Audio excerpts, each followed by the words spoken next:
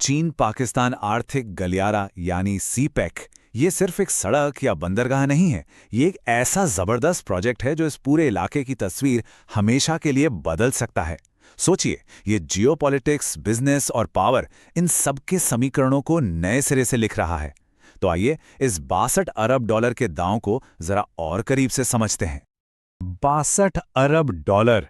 जी हां, यही है चीन पाकिस्तान आर्थिक गलियारे की अनुमानित लागत। ये पाकिस्तान में आज तक का सबसे बड़ा विदेशी निवेश है। ये रकम इतनी ज्यादा है कि ये देश की कुल जीडीपी का लगभग 20% है। तो ये आंकड़ा ही अपने आप में इस प्रोजेक्ट की विशालता की पूरी कहानी कह देता है। अच्छा, सीपेक चीन के लिए इतना बड़ा गेम चेंजर क्यों है? इसका जवाब इन दूरियों में छिपा है।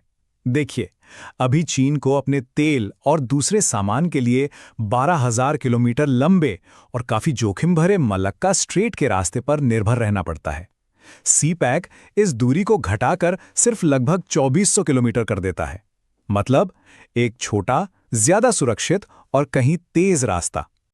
तो सवाल यह है कि आखिर इस विशाल प्रोजेक्ट के पीछे की असली वजह क्या है? क्योंकि ये सिर्फ सड़कों और पुलों का जाल नहीं है। इसके पीछे दोनों देशों की बहुत गहरी रणनीतिक और आर्थिक महत्वाकांक्षाएं छिपी हुई हैं। ये जो इतनी बड़ी इकोनॉमिक पार्टनरशिप है ना, ये एक बहुत गहरी राजनीतिक दोस्ती पर टिकी है। चीनी राष्ट्रपति शी जिनपिंग के इस बयान से आप दोनों देशों के बीच के मजबूत रिश्तों का अंदाजा लगा सकते हैं। वो अक्सर एक दूसरे को आयरन ब्रदर्स भी कहते हैं। अब अगर पाकिस्तान की नज़र से देखें तो सीपेक किसी वरदान से कम नहीं है। ये प्रोजेक्ट देश में सालों से चली आ रही बिजली की कमी को दूर करने, ट्रांसपोर्ट नेटवर्क को मॉडर्न बनाने और इकोनॉमी को खेती से इंडस्ट्री की तरफ ले जाने का वादा करता है। इसीलिए इसे वहां एक गेम चेंजर के तौर पर देखा जा रहा है। और चीन के लिए? उसके लिए सीपेक उसकी सबसे बड़ी रणनीतिक चिंता का जवाब है, जिसे मलक्का डिलेमा कहते हैं।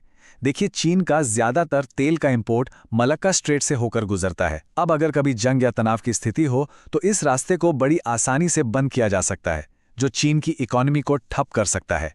सीपेक इस निर्भरता को खत्म करने का एक सीधा रास्ता है। तो चलिए, अब इन बड़ी बड़ी बातों से हटकर जरा जमीनी हकीकत पर नजर डालते हैं।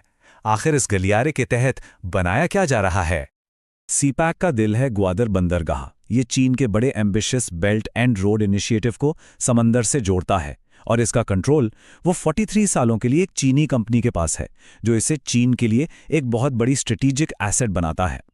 ये प्रोजेक्ट सड़कों और रेल का एक बहुत बड़ा नेटवर्क तैयार कर रहा है।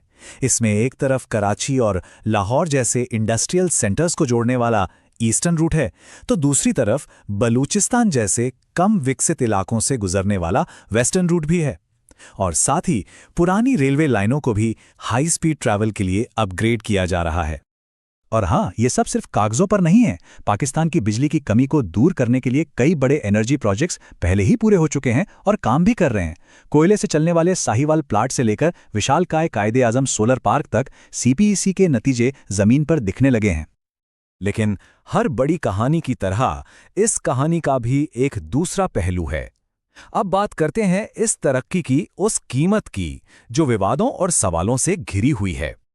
और यहीं से इस कहानी का सबसे बड़ा सवाल उठता है, क्या सीपेक पाकिस्तान के लिए सच में एक सुनहरा मौका है, या फिर ये एक ऐसा कर्ज का जाल है जो उसकी आज़ादी को ही निगल जाएगा? वरिष्ठ अर्थशास्त्री कैसर बंगाली जैसे आलोचक इसमें पारदर्शिता और प्लानिंग की कमी को लेकर चिंता जताते हैं। उनका कहना है कि इस प्रोजेक्ट को बिना किसी प्रॉपर फिजिबिलिटी स्टडी या एनवायरमेंटल इम्पैक्ट असेसमेंट के ही आगे बढ़ा दिया गया। ये चिंताएं श्रीलंका के तजुर्बे से और भी बढ़ जाती हैं। वहां क्या हुआ था? हम्बनटोटा बंदरगाह को कर्ज न चुका पाने की वजह से 99 साल के लिए चीन को सौंपना पड़ गया। अब जब ग्वादर बंदरगाह 43 साल के लिए लीज पर है, तो कई लोग इसे डेट ट्रैप डिप्लोमेसी यानी कर्ज जाल कूटनीति की एक चेतावनी के तौर पर देख रहे हैं। और तो और, ग्वादर बंदरगाह से होने वाली कमाई का बंटवारा भी काफी विवादों में है। पोर्ट से होने वाली कुल कमाई का 91% हिस्सा चीनी कंपनियों को जाता है, जबकि पाकिस्तान के हिस्से में आता है सिर्फ 9%। जाहिर है, ये आंकड़ा कर्ज जाल वाली चिंताओं को और हवा देता है। जमीन पर भी बहुत बड़ी चुनौतियां हैं। बलूच राष्ट्रवादी हैं जिन्हें लगता है कि वो अपने ही घर में हाशिए पर धकेल दिए जाएंगे। वहां के मछुआरे अपनी रोज रोटी के लिए लड़ रहे हैं। और साथ ही सीपीईसी प्रोजेक्ट्स को निशाना बनाने वाले उग्रवादी समूहों से लगातार सुरक्षा का खतरा बना हुआ है। तो चलिए अब इन लोकल चिंताओं से जरा ऊपर उठकर देखते हैं कि इस जियोपॉलिटिकल शतरंज के बिसात पर सीपैक कौन सी नई चालें चल रहा है। भारत इस प्रोजेक्ट का कड़ा विरोध करता है। इसकी सबसे बड़ी वजह यह है कि इसका एक खास हिस्सा काराकोरम हाईवे गिलगिट बाल्टिस्तान से होकर गुजरता है, जो कश्मीर के विवादित क्षेत्र का हिस्सा है। भारत इसे अपनी संप्रभुता का उल्लंघन मानता है। ये जो रीजनल राइवलरी है वो बंदरगाहों की लड़ाई में भी साफ दिखती है। एक तरफ चीन के सपोर्ट वाला ग्वादर है तो दूसरी तरफ ईरान में भारत के सपोर्ट वाला चाबहार बंदरगाह, जिसे खास तौर पर पाकिस्तान को बाईपास करके अफगानिस्तान और सेंट्रल एशिया तक पहुंचने के लिए डिजाइन किया गया है। लेकिन कहानी यही खत्म नहीं होती।